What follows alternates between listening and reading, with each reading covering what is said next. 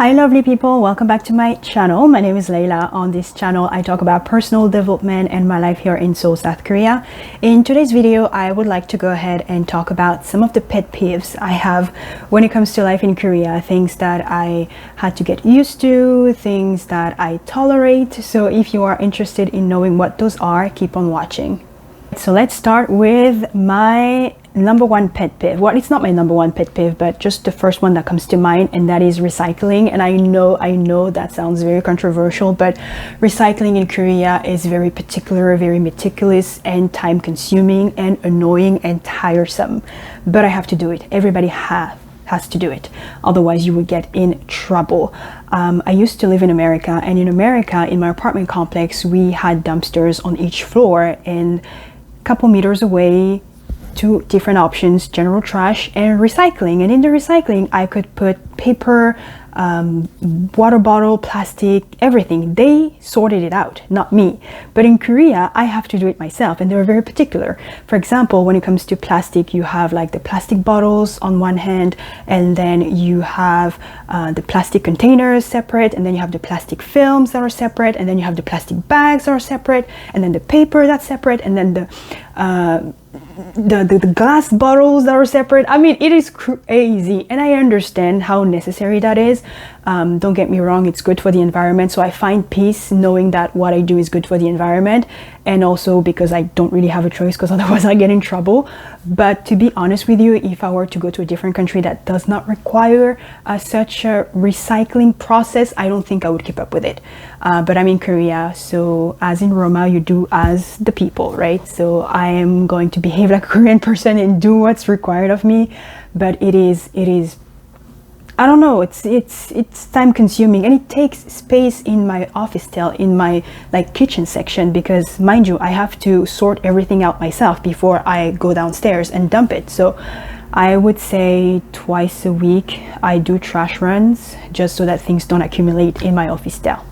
So yeah, recycling is that thing I definitely had to get used to here in Korea. Let's move on to topic number 2 that might also be controversial, I don't know, but that is Korean food. I like Korean food, but I realize I actually don't love Korean food. And I came to that realization through a service that I've been using. It's called Greeting, and I think I talked about it in one of my videos. So basically, this company cooks food for you, and it's delicious Korean food. They deliver that food to you like twice or 3 times a week, depending on your preference.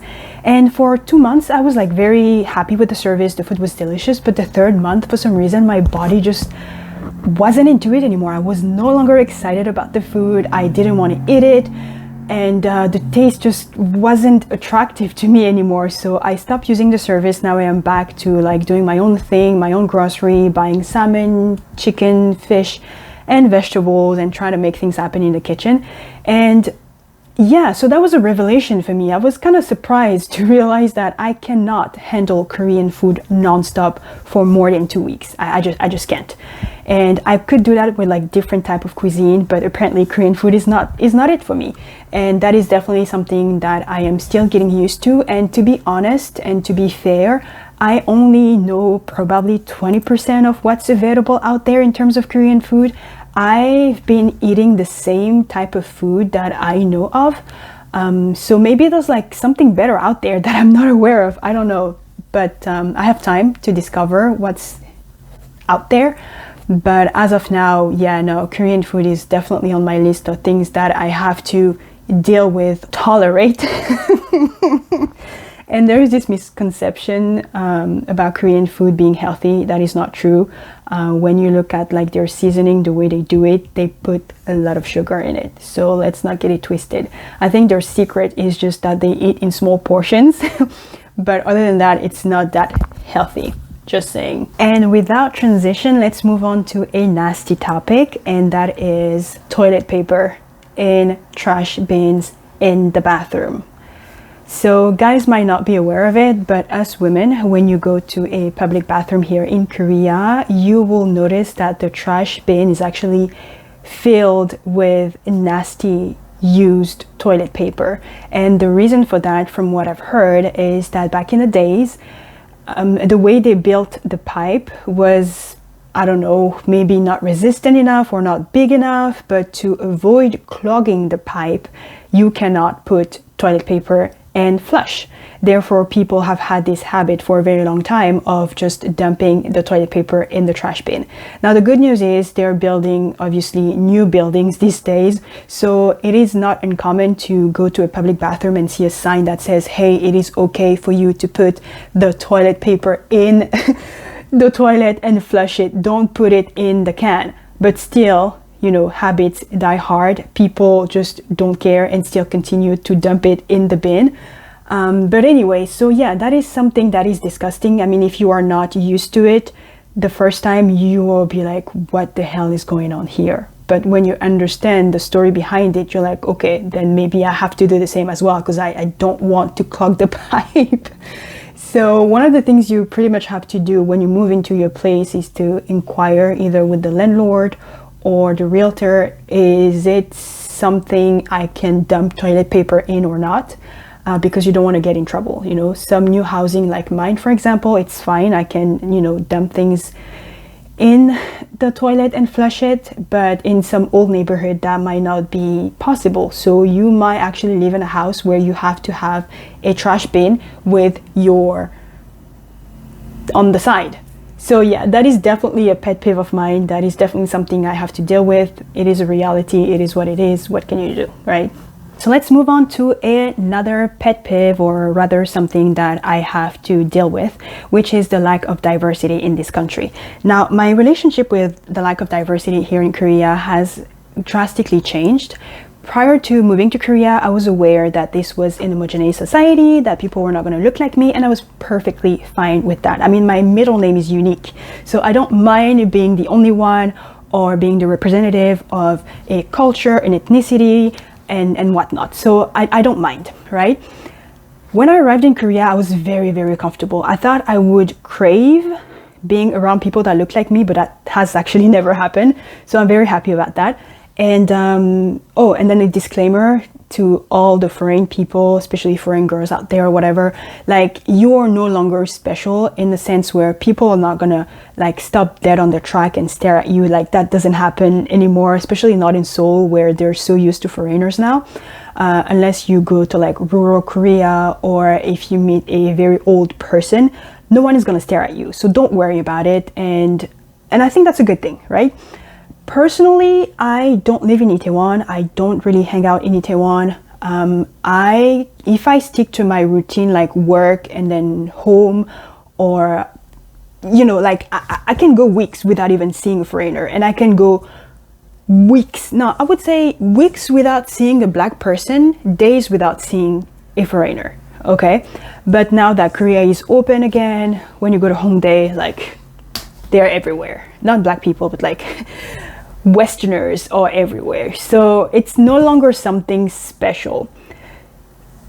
So in terms of diversity, I would say that we have more foreigners than before, but still it's a very homogeneous society. But it is not something I minded, because I felt very comfortable in the places that I navigated, or that I still navigate, because I still live here, right? However, when I went to Europe and to Africa in September on vacation to see my family and stuff, it hit me like a ton of brick how the lack of diversity in Korea has pretty much affected me. I was like, for example, I was in Paris, right? Walking down the street with people from like different background, ethnicity, shapes, size, different hairstyle, different clothing style. I mean, the men were walking around with like perfume, and then I miss the smell of perfume on men. I don't know why Korean guys don't really like perfume, but anyway, that's another story. And I was just like, oh my God, I missed that so much. And I caught myself thinking, how great would my dating life had been had I been in, let's say, France, for example. Like, the choices, the diversity, the variety of choices of men would have been so much more enjoyable than just the typical Korean guys that you find in Korea. I mean, don't get me wrong, like I don't have anything against Korean guys. I find, you know, if you're attractive, it doesn't matter where you're from. what country or whatever. It doesn't matter. If you're good looking, you're good looking, or if charming, you're charming. But I just missed the option and the variety of choosing.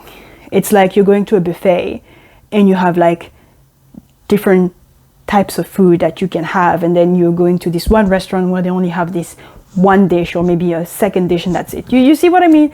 So that's the thing that's very annoying to me. That's like my pet peeve when it comes to dating. It's the lack of diversity.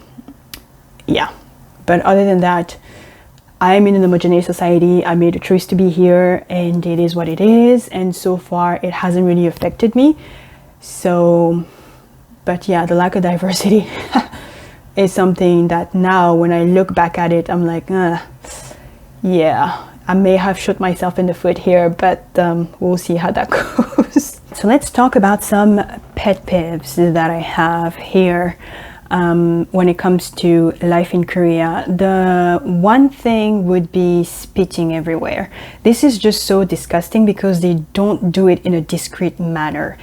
It's so not mindful of the people around that it baffles me. For example, they'll be smoking among each other and they'll just like spit everywhere. Or you would be walking down the street and the person in front of you would stop dead on their track and spit. It's like, dude, what is wrong with you? The other thing is like slurping or making noises when they eat. I've been told it is a way to show how much you appreciate the food, which is fine, but in my culture, you just don't make noises, right?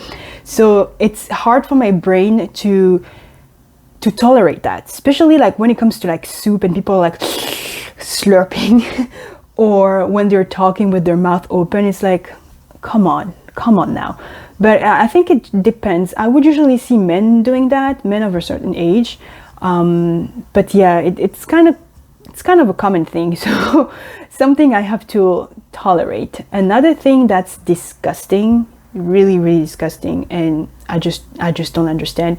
It's girls, Korean girls, going to the bathroom and not washing their hands. I don't want to stereotype, but I have seen that so many times for it not to be a thing, okay? I would say like 1 girl out of 3 would come out of the bathroom not washing their hands. Or they would do this thing where they barely touch the water and then think that this is washing their hands when it's not.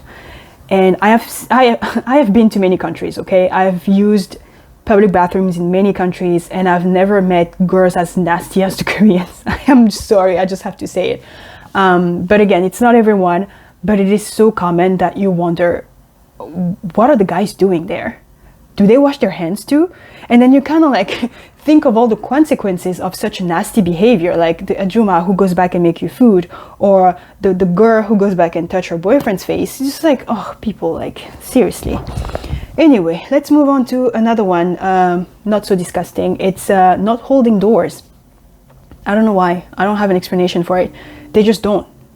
In my culture, you would always pay attention to who's behind you so you don't slam the door on their face, but here they don't. And the elevator, same thing, they don't. I personally treat people the way I want to be treated, not the way people treat me. So I keep my manners, and especially for the elevators, like I've done that so many times and I've gotten so many thank yous, and you're like, yeah, dude, I feel you. So I hope next time you would hold the door for someone else, but that's another story, right? Last but not least is brushing teeth after lunch. So I work for a Korean company, and after lunch, everybody brushes their teeth. It is so amazing to see. I try to pick up on this great habit, but I am not as consistent as they are. But what's even more amazing is the way they brush their teeth. I don't know about you, but I do it in front of the mirror and I use my toothpaste, and it's so bubbly that I have to be in front of like the sink so that I can, spit stuff and blah, blah, blah. But they would be at their desk brushing their teeth leisurely without anything coming out. And I'm like, what toothpaste are you using? Or do you swallow? Like, what is going on here? It's so clean. And they'll just like finish it up and then just go to the kitchen or the bathroom and rinse it off. And I'm like, how do you do that? Maybe I should ask. So now we are getting to my last point, which was being shoved. And I obviously cannot start this topic without mentioning the Itaewon accident. And what happened last week, and wishing my deepest condolences to the family of those who have lost their lives, and then speedy recovery to those who have been injured during the accident. Being shoved in Seoul, at least being in like crowded spaces, although not normal for someone who is not from Seoul, would become normal once you start living here. Because it is such a busy city that during rush hour, in the morning and in the evening, in the buses or in the subway, you are bound to be in situations that are now dangerous. Now we realize how dangerous it is, but back then it was just like, it is what it is kind of thing.